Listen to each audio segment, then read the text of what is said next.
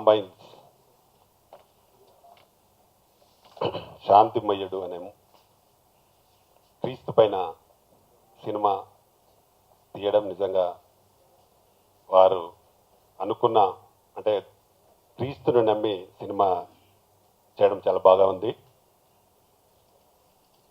ఈ సినిమా అంటే భక్తి రస చిత్రంగా చేయడం జరిగింది. పాటలు కూడా అలాగే తీశారు.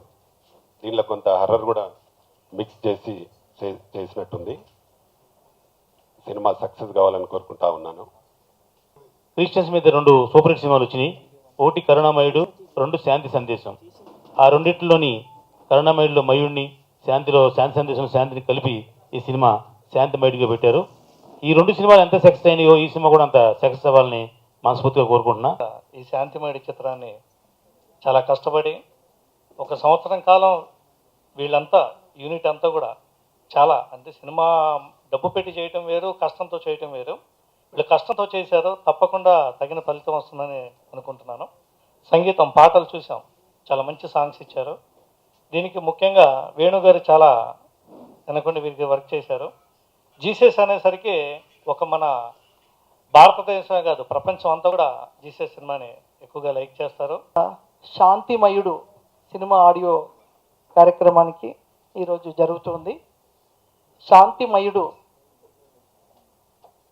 ఒక జీసస్ పైన తీసిన ఈ చిత్రం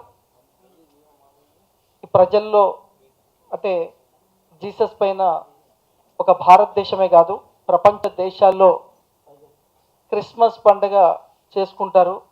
అంటే ప్రపంచ దేశాలు చేసుకునే పండుగ ఏదంటే అదొకటి క్రిస్మస్.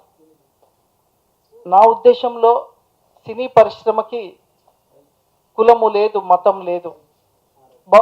బాహుబలి సినిమా ప్రపంచ దేశాల్లో హిట్ అయింది, చైనాలో హిట్ అయింది, అమెరికాలో హిట్ అయింది. అంటే సినిమాకి కులం కానీ ప్రాంతం కానీ మతం కానీ ఏ దానికి సంబంధం లేనిది సినీ పరిశ్రమ. ఇచ్చిన ఈ తాటు వల్ల నా భార్య సహకారంతో వేణుగారి ప్రోత్సాహంతో ఇంతవరకు వచ్చింది. ఇక ప్రేక్షకులు వీక్షించి వారి యొక్క నిర్ణయం కోసం ఎదురు చూస్తుంటారు. Thank you.